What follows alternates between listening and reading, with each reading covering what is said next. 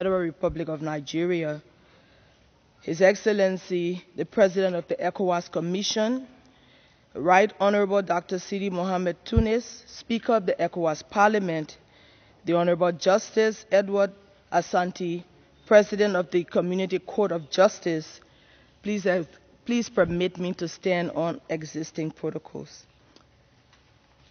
I bring you warm greetings and felicitations from His Excellency, Dr. George Manneh Weah, President of the Republic of Liberia, and the government and people of Liberia. Mr. Speaker, His Excellency President Weah would have honored your kind invitation to be here this morning, if not for the many exigencies of his office at this time. He has therefore asked me, your humble servant, to represent him at this esteemed occasion. I am grateful to the Almighty God for allowing me and my delegation safe passage from Liberia to Nigeria. Let me express my heartfelt appreciation to the Federal Republic of Nigeria for the warm and fraternal hospitality accorded to me and my delegation since our arrival here in this beautiful city of Abuja. I am grateful for such a rare opportunity to deliver a statement on behalf of my President and government at the opening of the 2021 First Ordinary Session of the ECOWAS Parliament.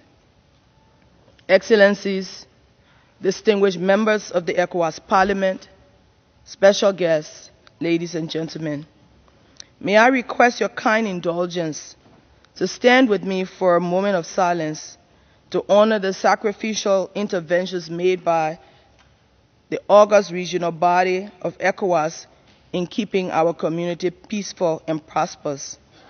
By doing so, let us especially pay our respects to all who paid the ultimate sacrifices, including two gallant Nigerian generals, General Joshua Dongoyaro and the late Chief of Staff of the Nigerian Army, General Atahiru, who played significant roles in the ECOWAS monitoring group that brought peace to Liberia and our region. And last but not the least, the passing of one of the members of this august body from the Ivory Coast, Honorable Soli Poli, a friend and brother of President George Manneh Weah. May you stand with me for a minute, please, in silence.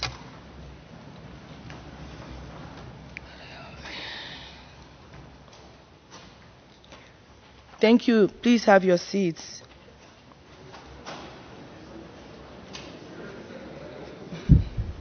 As I stand in this hallowed hall, amongst the leaders and representatives of the ECOWAS people, I am reminded of the significant role of our regional organization in galvanizing peace and security for our region, especially the one that occasioned the convergence of the heads of state and government in Abuja in 1995 to proffer solutions to the Liberian Civil War, which culminated into the signing of the Abuja Accord.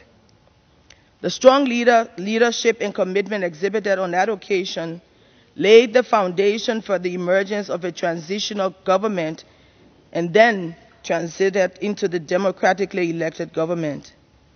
This civil war came to an end and was followed by the signing of the Accra Comprehensive Peace Accords that rejuvenated the democratic process in Africa's oldest republic by enabling my nation, Liberia, to sustain the peace for more than 15 years. Liberia remains ever grateful for the timely intervention of ECOWAS leaders at all levels, including the military leaders. Hence, the pages of Liberia's history are flooded with accounts of the first successful military and political intervention by a regional body in Africa. This intervention, successful as it was, paved the way for its subsequent successful interventions into civil wars across our region, and it continues to do so today. I therefore congratulate ECOWAS for working with all stakeholders to devise a new Vision 2050 that will ensure ECOWAS truly evolves into a truly integrated community of people with peace, security, and sustainable development for all. I salute each of you. In this respect, permit me to firstly commend this august body for the adoption of the ECOWAS Parliament's Strategic Plan of Action, which runs from 2020 to 2024. This plan coincides with the ECOWAS Commission's strategic framework, which contains 5 pillars: socio-economic development, economic and monetary integration, political integration, societal institutional support, and expanding and improvement of the infrastructure across our region. Excellencies, special guests, distinguished members of the ECOWAS Parliament, ladies and gentlemen, I was impressed by your deliberation of 2 issues emanating from the first extraordinary session of the 5th legislature of the ECOWAS Parliament held in Freetown, Sierra Leone, which considered 2 emergency issues: the effect of COVID-19 pandemic across our region and the status of young people in our region. I believe these are the 2 most important critical issues which require immediate attention. I pray that the heads of state and governments of ECOWAS make effective decisions to swiftly respond to both. It is no longer just statistics, but a glaring reality that more than 60% of Africa's population comprises of young people. In the next few years, the youth of Africa will form the largest population in the world and on our continent.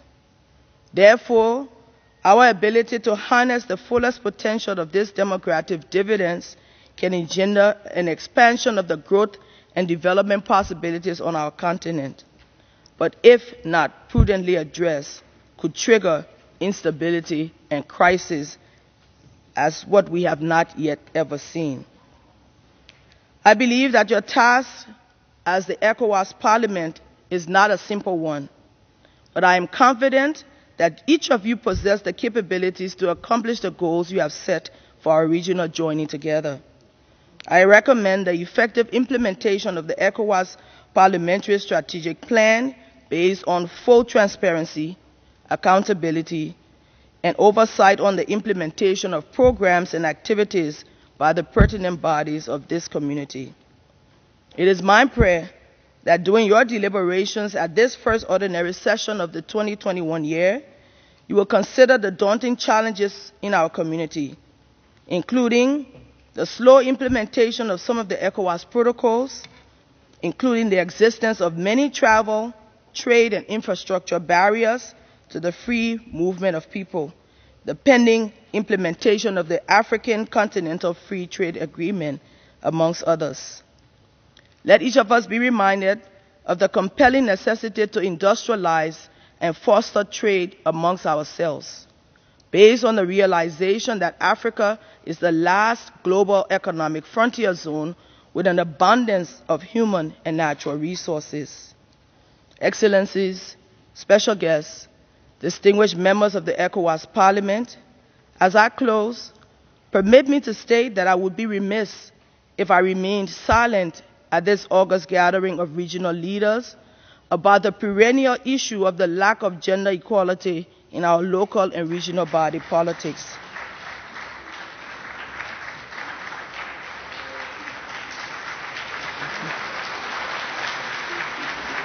Thank you. Today, as we induct into office a new core of ECOWAS parliamentarians, this fact is more glaring. There are 150 members of this body, with sadly only 20 females. By the principles outlined in the existing protocols, there should be a minimum 30% of females.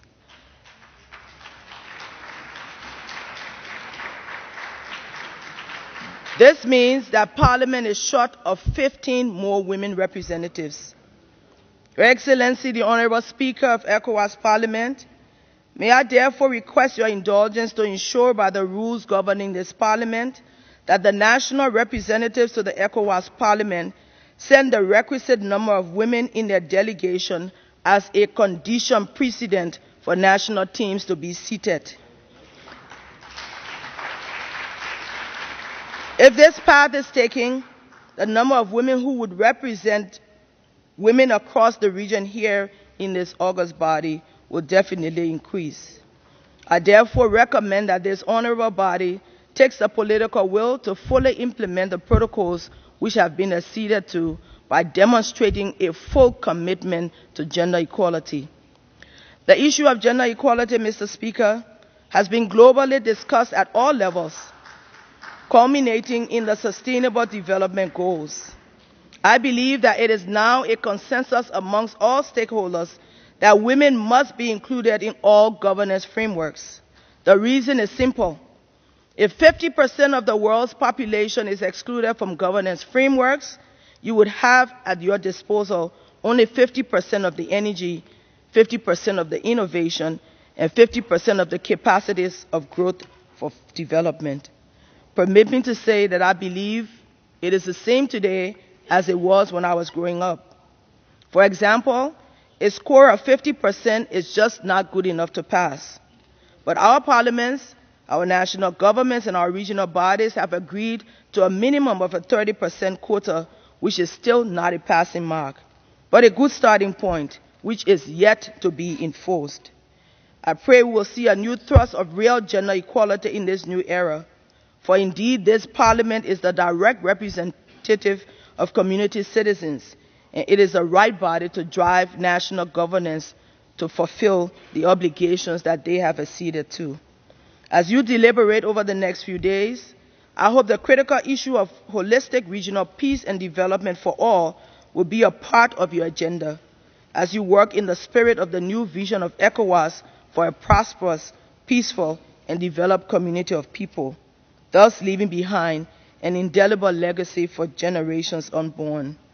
Permit me to leave you with the solemn words of one of Africa's greatest sons, the late revolutionary leader, President Thomas Sankara, former president of Burkina Faso, who said, and I quote, "The revolution and women's liberation go together. We do not talk of women's emancipation as an act of charity or because of a surge in human compassion. It is a basic necessity for the triumph of the revolution, for women hold up the other half of the sky." Thank you, and I wish you successful deliberations.